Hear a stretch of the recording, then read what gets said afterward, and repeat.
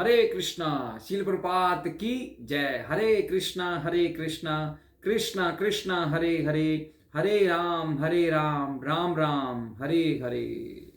आप सभी भक्तों का स्वागत है फिर से एक बार हमारे चैनल के ऊपर।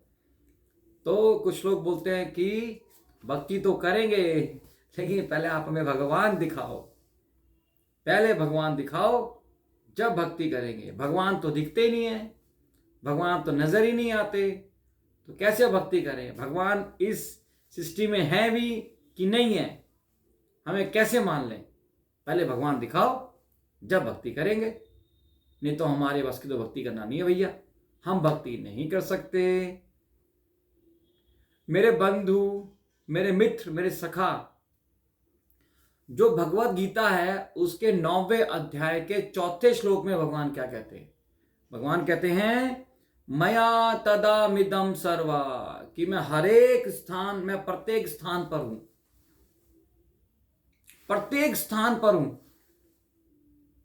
कोई ऐसा स्थान नहीं है कि जहां पे इस सृष्टि में मैं नहीं हूं, मैं प्रत्येक स्थान पर हूं। अब सोच के देखिए, हमारी ये आंखें इस पूरी पृथ्वी को नहीं देख सकती, तो भगवान को कहां से देखेंगी? लेकिन अगर हम चाहें तो हम जिस स्थान पर हैं हम वहां पे भी भगवान को देख सकते हैं, लेकिन उसकी एक प्रक्रिया है। ऐसे नहीं कि भगवान आपको ऐसे दिख जाएंगे बस। भाई, अगर आप एक पहली क्लास में आपका बच्चा पढ़ रहा है और आप उसको 12th का क्वेश्चन दे दो, तो बच्चा कहां से सॉल्व करेगा? 12th क्लास का बच्चा 12th का क्वेश्चन सॉल्व करेगा, पहली क्लास का बच्चा पहला क्वेश्चन सॉल्व करेगा। तो यदि उसे 12th का क्वेश्चन सॉल्व करना है तो उसे step by step 12th class तक तो जाना पड़ेगा ना। पहले पहली क्लास में है वो, फिर वो दूसरी में, फिर तीसरी में, फिर चौथी में, फिर 5वीं, फिर 6ठी, फिर 7वीं, फिर 8वीं, फिर 9, फिर 10, फिर 11, फिर 12। तब जाके वो 12वीं कक्षा का जो क्वेश्चन है, जो सवाल है, वो उसको सॉल्व कर देगा, है ना। तो इसी तरीके से भगवान को प्राप्त करने की एक प्रक्रिया है। आप सबने मेरे प्रिय दोस्तों टेलीविजन के अंदर महाभारत तो देखा होगा। महाभारत में जब भगवान श्री कृष्ण अर्जुन को अपना विराट रूप दिखाते हैं और अर्जुन चाहता है भगवान को उस विराट रूप के दर्शन करना, तो भगवान क्या कहते हैं कि हे अर्जुन, तुम इन साधारण नेत्रों से मेरे विराट रूप के दर्शन नहीं कर पाओगे, इसके लिए मैं आपको एक विशेष नेत्र प्रदान करता हूं।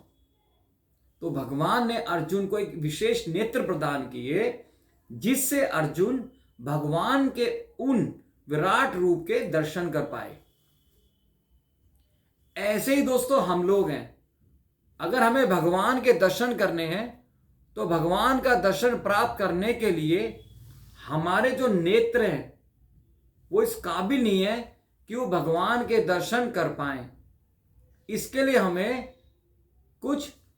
हमें दिव्य नेत्रों की आवश्यकता है, और वो दिव्य नेत्र जब ही मिलेंगे जब हम भगवान के दिव्य पवित्र नामों का जपा करेंगे।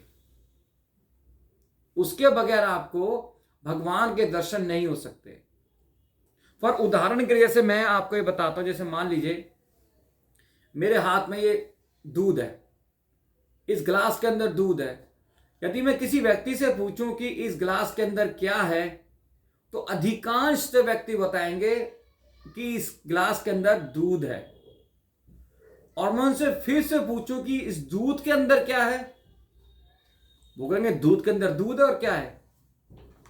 लेकिन फिर भी दोस्तों, अगर आप हमसे ये क्वेश्चन पूछे कि इस दूध के अंदर क्या है, तो हम बोलेंगे इसमें मक्खन भी है, इस दूध के अंदर मक्खन भी है।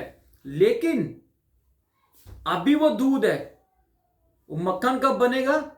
उसके लिए हमें एक प्रक्रिया को फॉलो करना पड़ेगा, एक प्रक्रिया करनी पड़ेगी, जब जाके हम इस दूध से मक्खन को प्राप्त कर पाएंगे। इसी प्रकार कलयुग में यदि आप भगवान के दर्शन करना चाहते हैं तो सबसे पहले आपको क्या करना पड़ेगा? आपको भगवान के पवित्र नामों का जपा करना पड़ेगा। हरे कृष्णा कृष्ण कृष्ण हरे हरे, हरे राम राम राम हरे हरे। जैसे ही आप इस पवित्र ध्वनि का उच्चारण शुरू करेंगे, आपको आपके हृदय में जो भगवान सुप्त अवस्था में, वो तुरंत जाग जाएंगे कि मेरे किस भक्त ने मेरे को पुकारा। क्यों? कलयुग केवल नाम आधारा, कि भगवान हमारे पास नाम रूप में आते हमें दर्शन देने के लिए।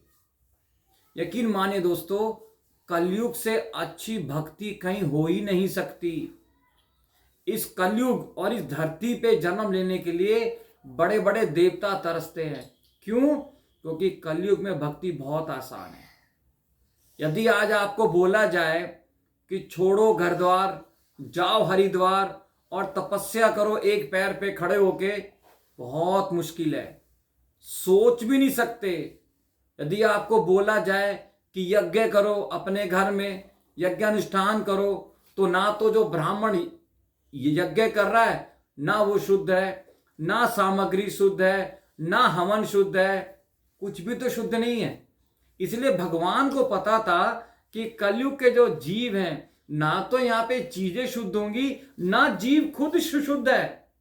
तो उसकी शुद्धता के लिए बहुत आसान सी प्रक्रिया भगवान ने हमें दे दी कि हम भगवान को प्राप्त कर सकें केवल नाम रूप में।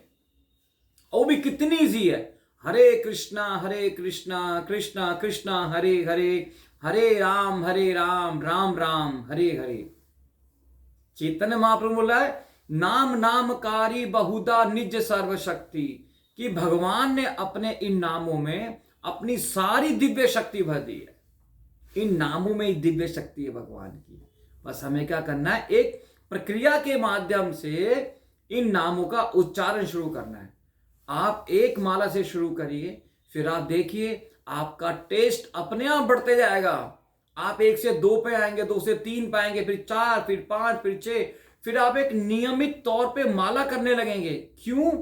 क्योंकि आपको भगवान की धीरे धीरे धीरे अनुभूति होनी शुरू होगी खुद ब खुद। ये नाम इतना पवित्र है कि आपको खुद ब खुद अनुभूतियां होनी शुरू होंगी, तब जाके आप भगवान के दर्शन कर पाएंगे।